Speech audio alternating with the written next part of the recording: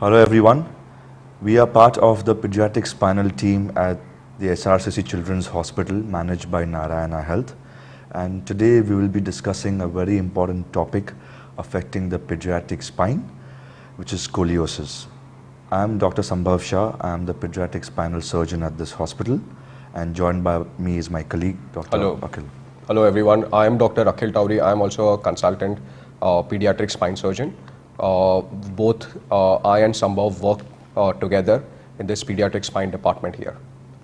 So to begin with, I'll first like Sambhav to elaborate on a few questions that the patient's relatives usually ask us when they see us for a consult.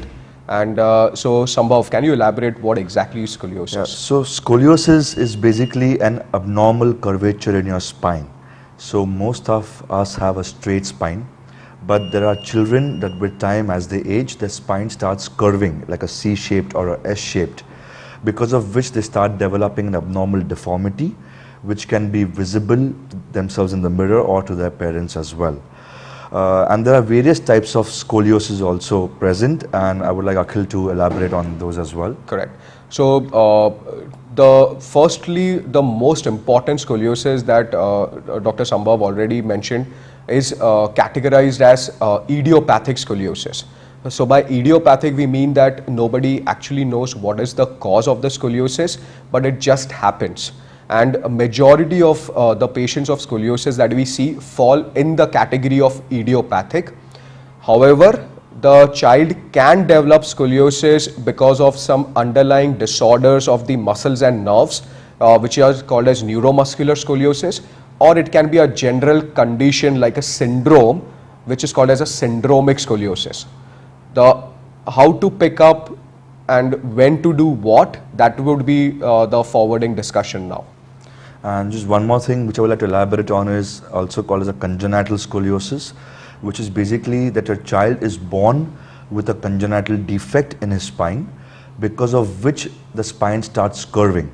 And obviously the congenital, the neuromuscular scoliosis, the syndromic scoliosis are picked up at a much earlier age, because there is some syndrome associated with it, and the child visits the pediatrician at a much earlier stage, and it is picked up by the pediatricians at that stage.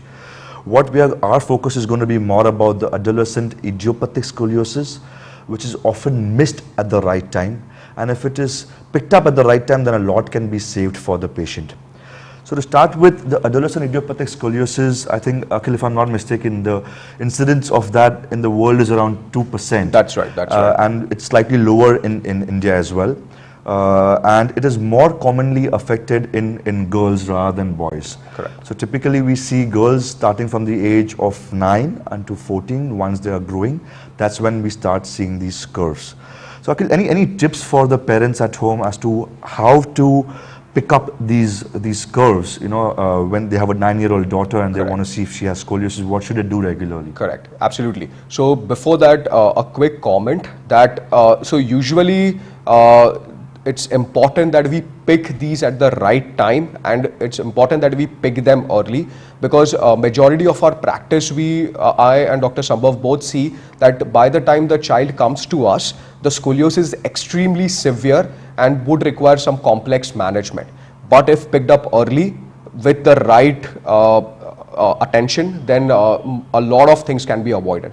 So to begin with, if you notice there is any cosmetic deformity which can comprise of the shoulders, you see that your kid's shoulders are not at the same level, one shoulder is higher than the other, or sometimes you see that one of the blades of the scapula, that is the shoulder bone, looks odd to you. Sometimes we see that the child will have a hump, or lower down if you see that the child has a waist or a hip asymmetry. So these are extremely important points to note. And also important to note is during the growth, if you see that there is any progression, because if yes, then that child definitely requires a specialist assessment.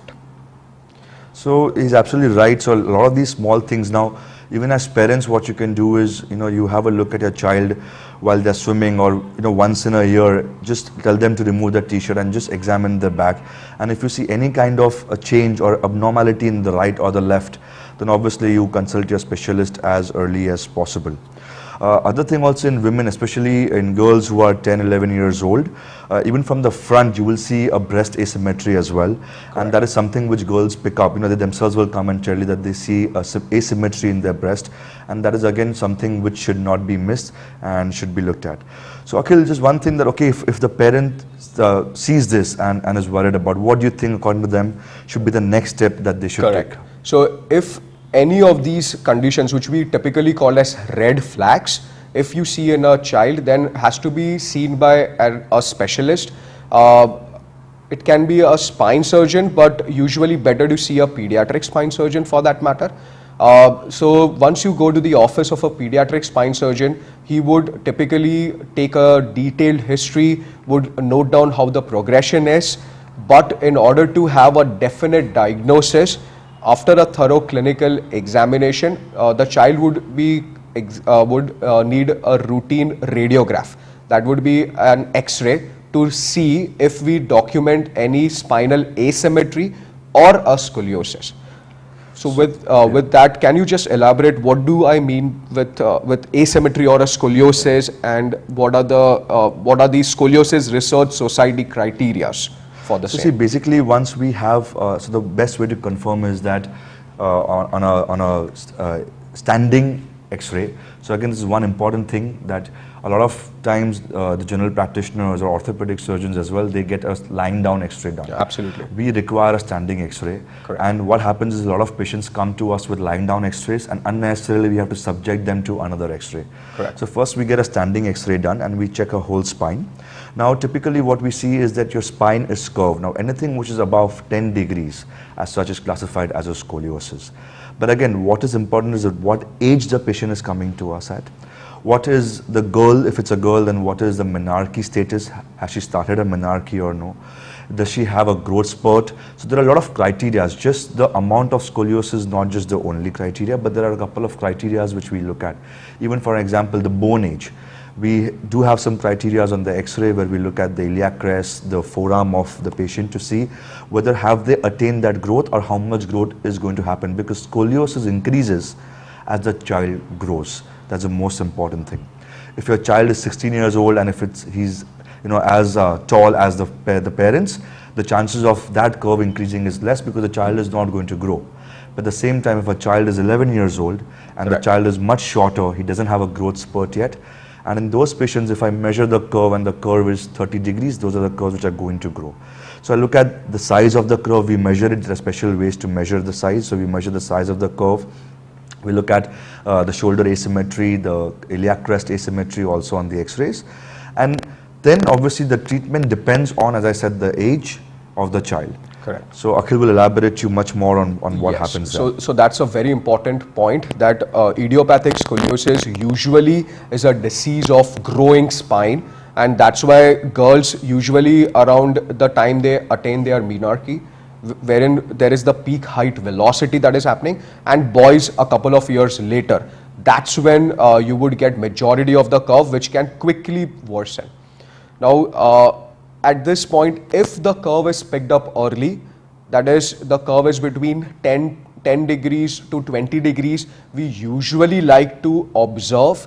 Very important point to note is that the child should not be subjected to unnecessary X-rays, because a growing child, the breast tissue, everything gets affected. So we like to keep the radiological exam as less as possible. So it is imperative to get the right type of X-rays and get it right the first time. The criteria is if it is more than 20 degrees to 40 degrees, then we like to use something called as a brace. Now bracing is extremely effective if done at the right age, and very important that the child has to be compliant with the brace, because a majority of the curves can be managed just by simple observation or by bracing. and a very minority of the curve would require some more invasive methods or complex spine surgeries.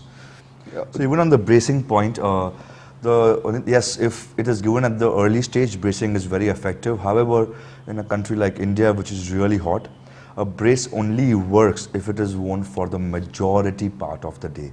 So almost you're talking about 16 hours of the Correct. day that the brace has to be worn. And in a country like ours, which is hot most of the time, it gets very difficult. There is no studies which show that bracing makes the curve straight. So always remember this, that the brace is not going to make your child straight again, but it only prevents the curve, or it stops the progression of the curve to an extent from growing. So one aspect, as Akhil rightly said, is bracing. If once the patient comes back to us and clinically if we see that the patient has worsened from the previous visit, then obviously we subject them to another x-ray, and then we compare both the x-rays and then take our call that what needs to be done next. Along with bracing, other things which also will not make, so these are myths. A lot of parents ask us, okay, what should I do for this curve to go away? One thing is that this curve, if it is 20 degrees, 25 degrees, it will not become 0 degrees no matter what you do. A lot of parents ask us whether hanging on a rod or exercising or swimming or going to a bone corrector, bone setter, will that help? No, it doesn't help. No matter what you do, even if you wear a brace, a 25-degree curve is not going to become 15 degrees or 0 degrees. It may remain 25 degrees. So physiotherapy, swimming, etc., it's all basically just to build up your muscles, to build up your strength. That's about it. It's not going to prevent the curve from becoming straight or growing. Now, Akhil, coming to say if there is a child who is 12 years old with a more than 40-50 degree curve. Correct. And the patient is already tall as a mother, say it's a 13-year-old as tall as a mother. Correct. Then would they still require surgery? Correct. So that's a very good point. So see, the angulation between 40 degrees to 50 degrees is currently a gray zone, even internationally. The international standards say that if the curve goes beyond 50 degrees, then it is important that some surgical intervention has to be done. That would be more of cosmetic, but again, studies have been done which show that if the curve reaches 50 degrees, even if the child stops growing, because of gravity, the curve is going to progress at the rate of approximately 1 degree per year. Now, that doesn't seem too much, but suppose a child is 14 years of age and we consider 1 degree per year for the next 20 years at a presentation of 50 degrees at 14 years, that is going to quickly become 70 degrees by the time the child is only young, which is 35. Then it is a problem to correct that curve in adulthood. So the point is that we have to pick them up early and try to correct it if needed then and there. There have been studies, extensive literature done that if the curve reaches a critical threshold of more than 70 to 80 degrees, then the child will start developing heart or lung related problems. They will start developing a lot of pain in the night. Once it reaches more than 100 degrees, that's a very bad point to have, because the child will start developing some neurological weakness, some muscle weakness. The level of physical activity that the child can do will also exponentially come down. So all this that we are trying to do is to identify the kid, to know the kid which can pose a problem, and to try to sort it as early as possible. Now with this, you mentioned that sometimes the child would require surgery also, though a minority. What are the types of surgeries, if you would like to elaborate based on age of presentation? So see, basically, any intervention, any surgical intervention, obviously the main role for us is to stop the progression of the curve. So any kid who is younger than 12, 11 years, generally our aim of surgery is to stop the curve from becoming worse. And number two, any kid above who has a severe curve, as it's more of a cosmetic correction. So the difference in surgeries is mainly when the children are less than 10 years old, because what happens is the surgery for scoliosis entails putting in screws and rods, and we basically fuse that spine. So that spine which we are putting screws are correcting and making it straight, that is fused, so there will not be any growth over there. Now we can do that in a patient who's already attained that growth. However, younger children who are 7 years, 9 years, 10 years, who still have to grow, the height is going to increase, it becomes a difficult situation in these children, because then you're not allowing that much spine to grow. You're trying to fuse it, and at the same time there are a lot of issues with the implants breaking and implants failing, because the spine grows from the front anyways. Now in these patients we have something called as growth rods. So our aim is, as I said, is to stop the curve from progressing. So in these patients we put something as growth rods, where we try and limit the curve progressing worse, but at the same time the spine is also growing. Correct. Okay. There are various ways to do this. We have magnetic rods where we insert them and the rods start growing themselves. And at the same time we have cheaper rods where we have to go back into the patient every 6 months and we grow the rod manually. Every 6 months we distract the rod manually in the hope to buy time, so we limit the progression of the curve. At the same time we let the spine grow. And then at a later stage, once they are 12, 14 years old, once we know that the growth is full, we have to do a second surgery, and where we fix the spine completely. Now, coming to AIS curves, Arjun, the adolescent idiopathic scoliotic curves. Correct. What would you say if you have a 12-year-old patient with a 40-degree curve? Correct. The chances of that curve growing would be the reason why I would operate that patient, or would it be more of cosmetic? Correct. So see, again, 40 to 50 is kind of a gray zone. We can definitely observe the child or give bracing, but if a child is extremely unhappy with how the curve looks and it is affecting them psychologically, then we can discuss the surgical options with the child. But again, see, 40 to 50 degrees is actually a collective discussion that has to be had. There is no emergency in operating or any elective operation otherwise also. The child with a 40 degrees curve, if it stops there, will have a normal life. There have been numerous instances of sports persons, gymnasts, right across, which have won gold medals in Olympics, having curves between 30 to 50 degrees and absolutely living a normal, healthy life with the entire life expectancy. He's absolutely right. We even have a Bollywood actor, a very famous actor, Yes. who also has scoliosis, and he's leading an absolutely normal life. Second thing is, as Akhil said, it's more of a cosmetic, and it's a joint decision. What we also see a lot is the parents try to take the decision thinking that the child is just a kid. But please don't do that, because we do have a lot of girls today who do get really upset the way they look at themselves in the mirror. Yes. And they also don't go and discuss this with their parents. And a lot of women, especially 15 years old, 16 years old, they actually develop a lot of lack of self-confidence. They are depressed. So let this obviously be a joint decision, but I feel that the final decision whether a girl wants to get a cosmetic correction should be the girl's decision, along with her parents. But just the parents thinking that no surgery for her and letting the girl child be miserable, I think also it's not fair, and we do see a lot of this. One more thing, which a very common question which a lot of parents ask us is, okay, if I leave the curve alone, a 40-degree curve, will my patient get paralyzed?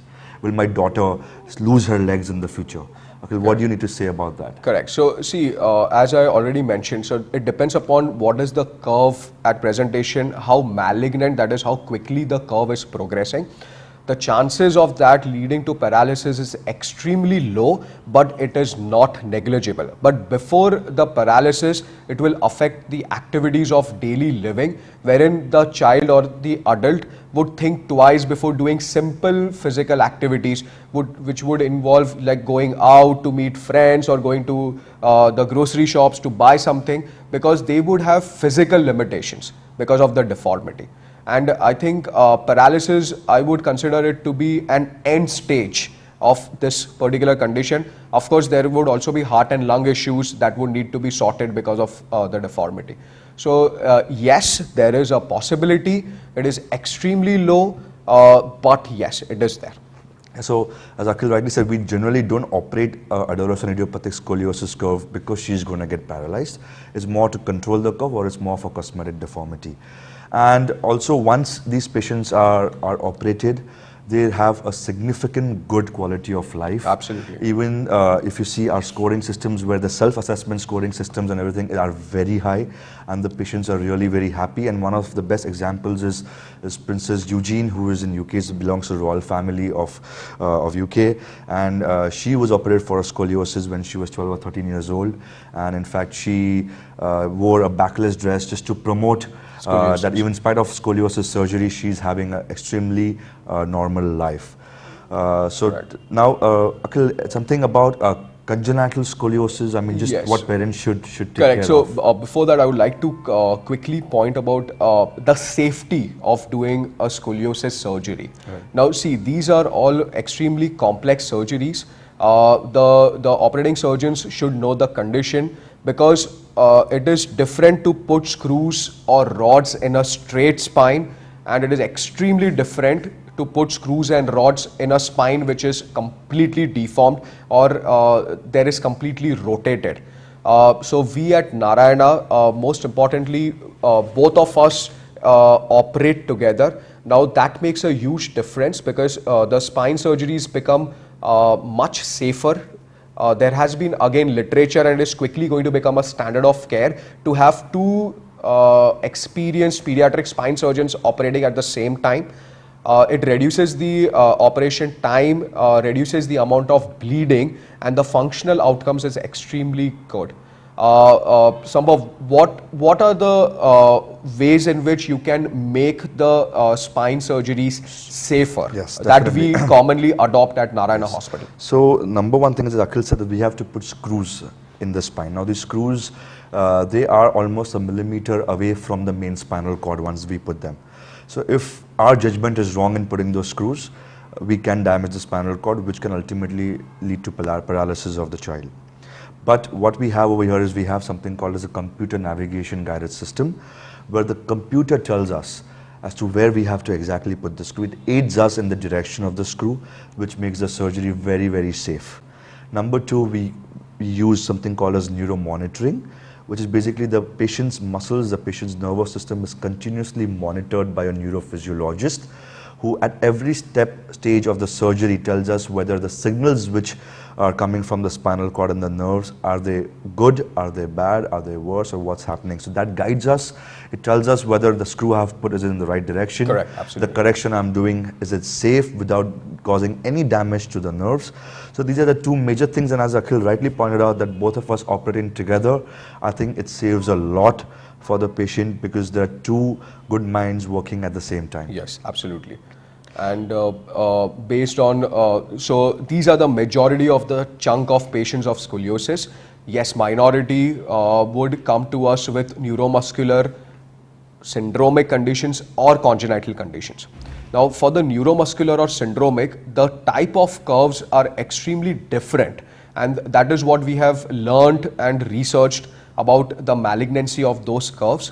And we have to understand that the treatment objectives for neuromuscular or a syndromic scoliosis is totally different from an adolescent idiopathic scoliosis. In the latter group of patients, that is neuromuscular or the syndromic kids, the management would mainly mean how to improve their activities of daily living, how best we can support those kids.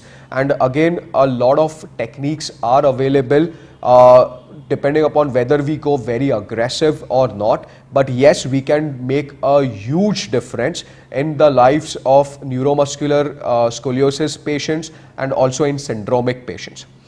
Minority of the patients do have a condition called as congenital scoliosis. Now that is a condition that is present since birth, or it is a kind of a formation problem and is associated with kyphosis, that is another condition. So majority of these kids will have kyphoscoliosis. These conditions are totally different, but important that we be extremely aggressive in management of these kids, because if operated at the right age, the child will lead a normal life. If not operated, then these kids ending up in paralysis is extremely high. So that is how we go about when we see a patient of scoliosis, based on history, exam, what are the types, what are the treatment options available.